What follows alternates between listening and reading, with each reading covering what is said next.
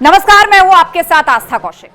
भारत सरकार ने कश्मीर के पहलगाम में आतंकवादी हमले के बाद पाकिस्तान के साथ सिंधु जल संधि को आधिकारिक तौर पर निलंबित कर दिया है। यह कदम न केवल सीमा पार से जारी आतंकवाद के चलते उठाया गया है और नैतिक रूप से जिसे उचित कहा जा सकता है, बल्कि इसके अलावा भी भारत के पास कई कारण हैं कि इस संधि को भारत द्वारा किसी कड़े कदम की तरफ क्यों न ले जाया जाए। पाकिस्तान द्वारा बार बार प्रोटोकॉल वायलेशन के कारण कानूनी रूप से भी यह कदम वैलिड नजर आता है। यह कार्रवाई राष्ट्रहित, सुरक्षा और अंतर्राष्ट्रीय समझौतों की अखंडता की रक्षा के लिए भी एक देश का अधिकार है, जो दोनों देशों की शर्तों को परस्पर पालन करते रहने पर निर्भर करता है। पाकिस्तान ने संधि के डिस्प्यूट रेजोल्यूशन को 3 बार लागू किया है पूर्व में, जो कि एक अच्छे आपसी विश्वास के साथ नहीं किए गए थे।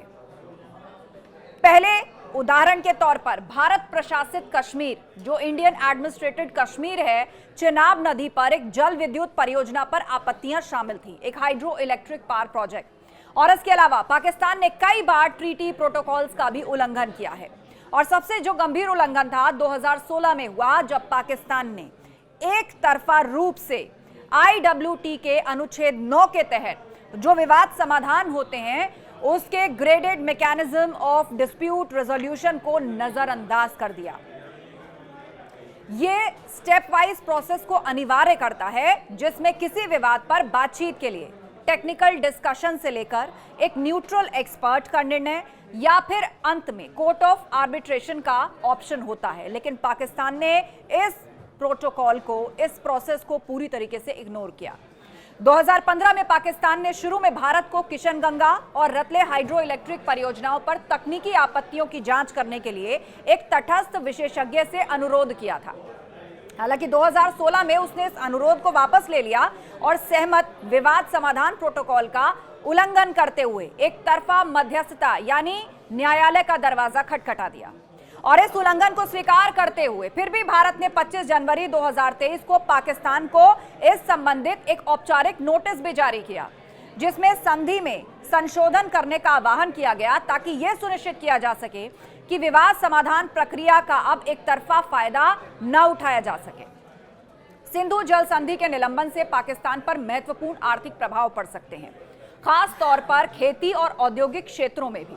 इसका असर देश के बिजली उत्पादन पर पड़ेगा। तो अब आप सोच लीजिए कि पाकिस्तान की जरूरत को पूरा करने में इस ट्रीटी का कितना बड़ा योगदान था। इसका 80% पानी का इस्तेमाल पाकिस्तान कर रहा था, न केवल कृषि क्षेत्र में, बिजली के क्षेत्र में। कृषि से आप समझ लीजिए, खेती को पानी नहीं मिलेगा तो खाना कहां से आएगा। हाइड्रो इलेक्ट्रिक पावर स्टेशन, जो पानी का इस्तेमाल इसमें हो रहा है, बिजली कहां से बनेगी, अंधेरा छा जाएगा, पानी कहां से पिएंगे। इसका सीधा सीधा असर बिजली उत्पादन क्षमताओं पर पड़ सकता है, क्योंकि जल बिजली का एक महत्वपूर्ण स्रोत है। आप देखिए कृषि पर समझिए किस तरह प्रभाव पड़ेगा। यानी पाकिस्तान में होने वाली जो खेती किसानी है, सिंचाई के लिए सिंधु नदी प्रणाली पर बहुत ज्यादा निर्भरता इसकी रही। इसका लगभग 80% खेती योग्य जल इसी पर निर्भर करता है। कृषि क्षेत्र पाकिस्तान की राष्ट्रीय आय में 23% का योगदान देता है और इसके 68% ग्रामीण निवासियों का भरण पोषण करता है। यानी कि आम लोगों को पीने के लिए जो पानी मिलता है या खाने के लिए जो खाना मिलता है, जो कृषि क्षेत्र से आता है।